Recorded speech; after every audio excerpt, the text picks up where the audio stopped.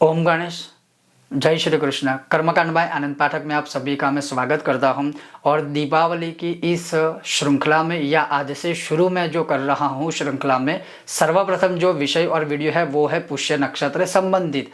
क्योंकि पुष्य नक्षत्र जब दीपावली से पहले आता है तो जैसे हम लोग जो होते हैं, खास करके जो व्यापारी लोग होते हैं, वह चौपड़ा पूजन करते हैं और उसके साथ साथ सरस्वती पूजन भी उसे कह सकते हैं, शारदा पूजन, लेकिन खास करके चौपड़ा पूजन जो करते हैं तो वह जो चौपड़ा या बुक है या पुस्तक है या शारदा, वो जो खरीदने का जो मुहूर्त होता है, जो पुष्य नक्षत्र होता है, और इसके साथ साथ ज़्यादातर जो हम लोग मानते हैं कि उस दिन सोने के आभूषण आदि खरीदने चाहिए, तो वो क्या सही है क्या नहीं है, इस विषय और वीडियो में मैं आपको बताऊंगा। अगर आपको यह विषय वीडियो पसंद आए तो लाइक कीजिएगा, शेयर कीजिएगा, चैनल पर नए हो तो सब्सक्राइब करके घंटी का चिन्ह दबाइएगा।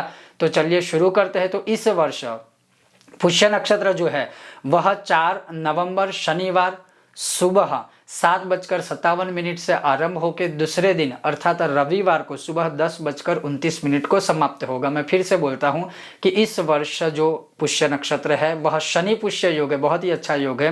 तो शनिवार 4 नवंबर सुबह 7:57 से आरंभ होगा और दूसरे दिन रविवार सुबह 10:29 को समाप्त होगा। और इस समय के बीच किसी भी समय अर्थात शनिवार अप्रोक्सीमेटली मान के चलिए कि सुबह 8 बजे से लेकर दूसरे दिन सुबह तक किसी भी समय आप नए चौपड़ा आदि खरीद सकते हो। उसके साथ साथ जो हम मानते हैं कि घर में मतलब सुवर्ण खरीदना, चांदी या कोई भी चीज़ खरीदना, लेकिन जो शास्त्रों में लिखा हुआ है कि अगर आपके घर में श्री यंत्र आदि नहीं है, कोई अन्य यंत्र आदि नहीं है, या मंदिर में कोई सामग्री ऐसी है कि जो आपको पवित्र धातु से बनी हुई खरीदनी चाहिए, या फिर पूजा पाठ या अध्यात्म से संबंधित कोई चीज़ खरीदनी चाहिए, उसके लिए यह नक्षत्र या दीपावली से पहले के यह जो पर्व होते हैं वह उत्तम होते हैं।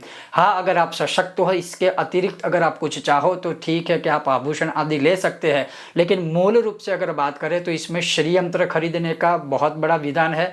या उस दिन श्री यंत्र बनवाना, या उस दिन मतलब मानिए कि श्री यंत्र बना हुआ हो, प्राण प्रतिष्ठित किया हो, पूजा पाठ आदि किया हो, उसके अतिरिक्त आप चाहे तो कनकधारा यंत्र है, कुबेर यंत्र है, लक्ष्मी यंत्र है, या बगलामुखी यंत्र, या आपकी जो देवी दुर्गा यंत्र, नवान यंत्र, ऐसी कोई चीज़ है। इसके अलावा जो बेसिक सामग्री होती है कि बैठने के लिए पूजा में आसन है, माला है, गौमुखी आदि है, श्वेतार्क गणपति है, दक्षिणावर्ती शंख आदि है, मतलब इन शॉर्ट में कहे तो जो पूजा से संबंधित कोई ऐसी पवित्र धातु से बनी हुई या कोई ऐसी पवित्र सामग्री है, वो इस दिन लेने से दीपावली में जैसे उसका प्रयोग करेंगे तो और शक्तिशाली होगा। और वही जो चीज़ है वो हम पूरे साल या जब तक वह चलता है तब तक हम उसका पूजा में, आध्यात्मिक अनुष्ठानों में उसका प्रयोग करते हैं तो वो काफ़ी पावरफुल होता है।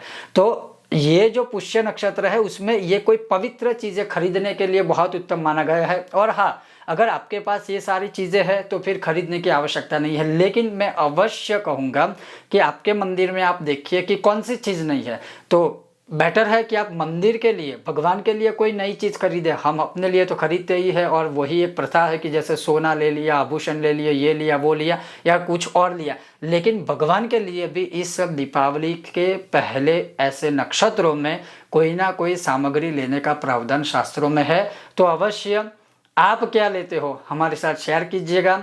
अवश्य आप अपने मंदिर के लिए, जैसे छोटी से छोटी चीज़ होती है, चलो घंटी हो गई मंदिर के लिए, शंख हो गया, कोई यंत्र हो गया, कोई मूर्ति हो गई, कोई ऐसी सामग्री हो गई जिसका आप उपयोग दीपावली के 5 दिनों में करोगे, और वही जो चीज़ है वो ऑटोमेटिकली सिद्ध होगी, काफ़ी पावरफुल, शक्तिशाली होगी और वही आपको फल देगा।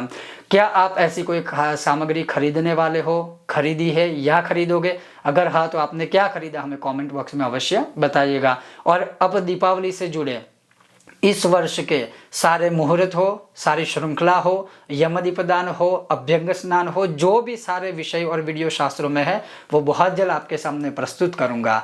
अगर आपको यह विषय वीडियो पसंद आया हो तो लाइक कीजिएगा, शेयर कीजिएगा, चैनल पर नए हो तो सब्सक्राइब करके घंटी का चिन्ह दबाइएगा। बहुत जल्द मिलते हैं नए विषय और वीडियो के साथ। देखते रहिए कर्मकांड बाय आनंद पाठक।